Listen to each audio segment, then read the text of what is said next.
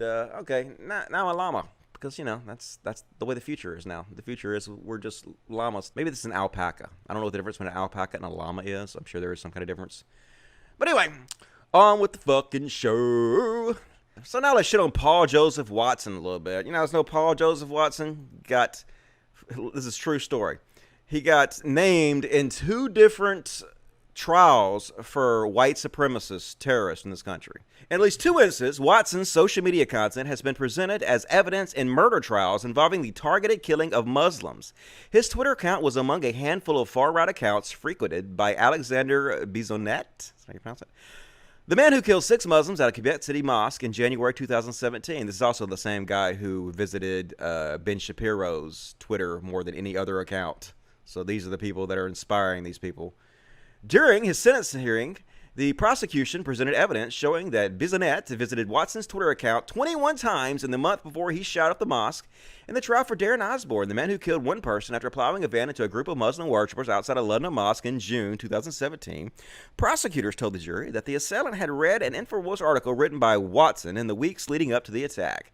In the article titled "Proof Muslims Celebrated Terror Attacks in London," Watson wrote, "Muslims living in both the Middle East and the West show alarmingly high levels of support for violent jihad and routinely celebrate Islamic terror attacks." And so this is what Paul Joseph Watson does. I've showed many examples of this on my show. He either outright lies or he just misrepresents the information, makes it very one-sided, cherry picks to make people hate immigrants and Muslims.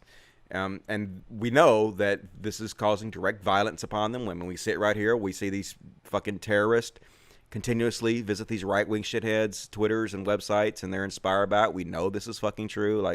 And despite the fact that people like Ben Shapiro and Paul Joseph Watson don't want to take responsibility for what they're doing, it doesn't change the fact that that's what's happening, and the rest of us can see it. It's transparent, and this is what I said. This is why social media companies like Facebook don't want to platform Paul Joseph Watson. He peddles fake news purposely. He purposely lies to people to make money.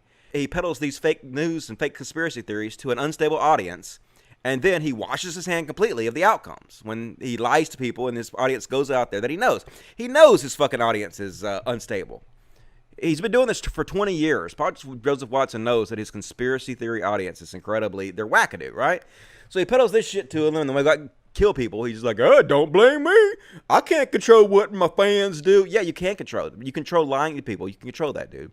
You can control spreading hate and fear towards immigrants, right? You can control spreading the Great Replacement white genocide conspiracy theory. You can control that. It's ridiculous, all right? So anyway, these companies like Facebook and Twitter is still housing Paul Joseph Watson, but they shouldn't, in my opinion. But companies like Facebook, they shouldn't have to be taking part in this if they don't want to. If they don't want to take part in this guy who's peddling fake news and fake conspiracy theories to his unstable audience, who are literally going out there and killing people, they should not be forced to fucking platform this guy against their will. It's abso-fucking-lutely ridiculous that people think that they should be forced to. This is not a free speech issue, folks. It's absolutely not a free speech issue. This guy's going out there, and he's lying about vulnerable members of our fucking society, and his wackadoo audience is going out there and murdering them. We shouldn't have to be forced to take part in this. It's just ridiculous shit, dude. Paul Joseph Watson did an interview where he said, God, I can't believe he's actually going in public saying this kind of shit. "I've never done that. I've never profited from what I deliberately know is fake news." Come on, dude. Seriously, you worked for Alex Jones for 20 fucking years. Like, how gullible do you think people are? I mean, I guess that's a stupid question. You have a fan base of over 1 million people, probably more than that, so who listen to you and believe you. So maybe, I guess that's stupid of me to say. Obviously, people do believe you when you say this, but it's so ridiculous. I mean, anybody who's paid any attention to your career whatsoever knows that that is your main job for 20 years, lying to people and trying to scare them in order to sell them products. That is what you guys have always fucking done, right? But he tried to get around the ban evasion of Facebook he just takes his article. See, InfoWars is banned from Facebook, so he takes the exact same article that he wrote for InfoWars, and he just puts it on his own website, uploads it to Facebook, like, hey, no, it's totally different. This is totally different. Sure, it's exactly the same fucking article that I wrote for Prison Planet, but no, it's on my own website, so that's not ban evasion, but yes, it is. It's ban evasion, and they got rid of him for that, so nice try, Paul Joseph Watson, but better luck next time, Polly boy.